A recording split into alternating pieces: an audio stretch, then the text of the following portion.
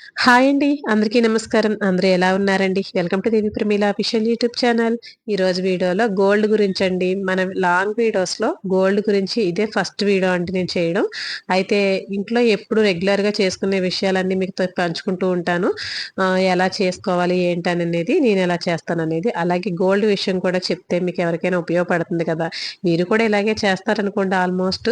ఇక నేను చేసుకునే విధానాన్నయితే చూపిస్తానండి. ఇక ముందుగా అయితే మా అమ్మమ్మ గారు నాకు పెళ్లిలో చేయించిన ఈ నల్లపూసల గొలుసైతే ఇప్పుడైతే చూపిస్తున్నానండి మీకు. ఇది చేయించి నాకు 23 ఇయర్స్ అండి అవుతుంది ఈ నల్లపూసల గొలుసు.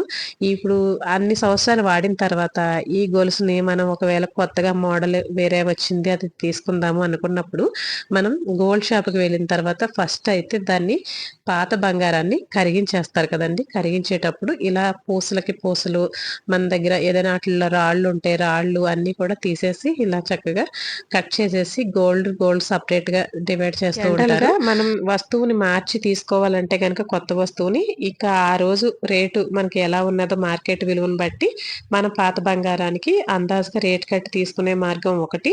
నెక్స్ట్ ఇలా కరిగించడం అండి. ఇంక డైరెక్ట్‌గా కరిగించడం వల్ల మనది ఆ క్యారెట్స్ 22 క్యారెట్సా, 24 క్యారెట్సా, 18 క్యారెట్సా ఏంటననేది మనకి బయటకొస్తుంది. 24 క్యారెట్స్ ఆల్మోస్ట్ ఉండదండి. ఎందుకంటే బిస్కెట్ బంగారమే మనకి 24 క్యారెట్స్ ఉంటుంది కాబట్టి, ఇంకా 22, 21, 18 అండి.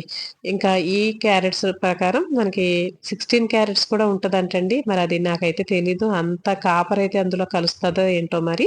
మరంతే కదండీ! దాంట్లో లోపల మనకి కాపరు అంటే దాంట్లోని మనకి రాగి అనేది ఎక్కువగా కలుస్తుంది. బంగారం అనేది తక్కువ ఉంటుందండి.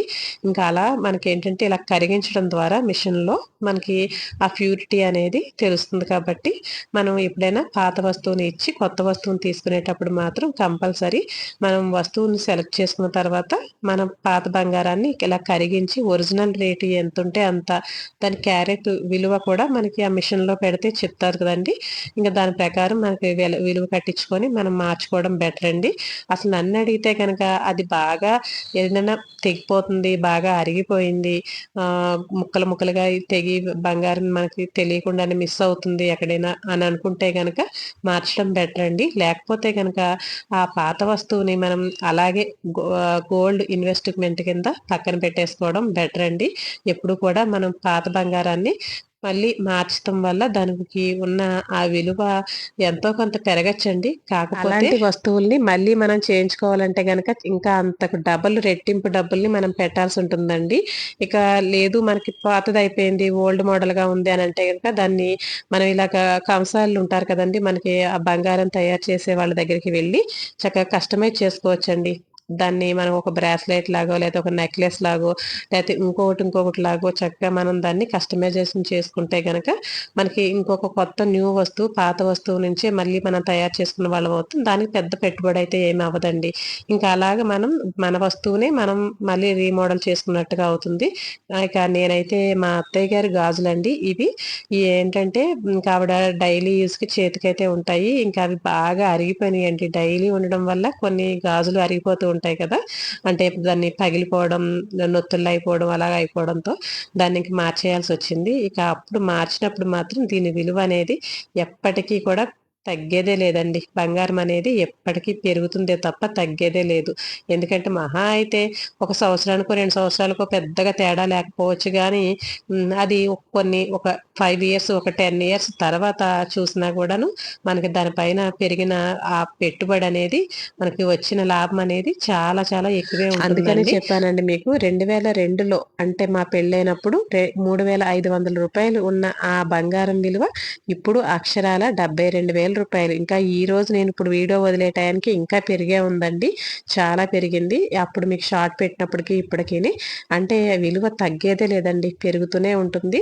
మనం పెట్టుబడిగా మనం బంగారాన్ని పెట్టుకోవడం వల్ల ఎంత లాభం అనేది మనకి నెక్స్ట్ వీడియోలో మీకు చెప్తానండి. అలాగే తీసుకునే విధానాన్ని కూడా నేను చెప్తాను నెక్స్ట్. అత్తయ్య గారికైతే పాత గాజులిచ్చి ఇదిగోండి కొత్త గాజులనైతే ఇలా తీసేసుకున్నాను. ఇవి ఎలా అయినియి, ఎంత అయింది, ఏంటనేది పూర్తి వీడియో మీకు ఇంకా నెక్స్ట్ తెలుసుకోవాలనుకుంటే గనక కామెంట్ అయితే చేయండి. అలాగే ఈ వీడియోకి అయితే నేను ఏదైనా చిన్న ఇన్ఫర్మేషన్ ఇచ్చాను అనుకుంటే కనుక వీడియోస్కి చక్కగా లైక్ చేసి షేర్ చేసి సబ్స్క్రైబ్ అయితే చేసుకోండి. అలాగే నేను నెక్స్ట్ వీడియోలో నేను తీసుకునే కొత్త నల్లపూసల గురించి కూడా మీకు చెప్తానండి. దీనికి కాస్ట్ ఎంత అయింది, ఎంత వెయిట్ అయింది, ఎక్కడ చేయించాను ఏంటి అనేది పూర్తి వీడియోలో నెక్స్ట్ వీడియోలో చెప్తాను. ఉంటానండి మరి.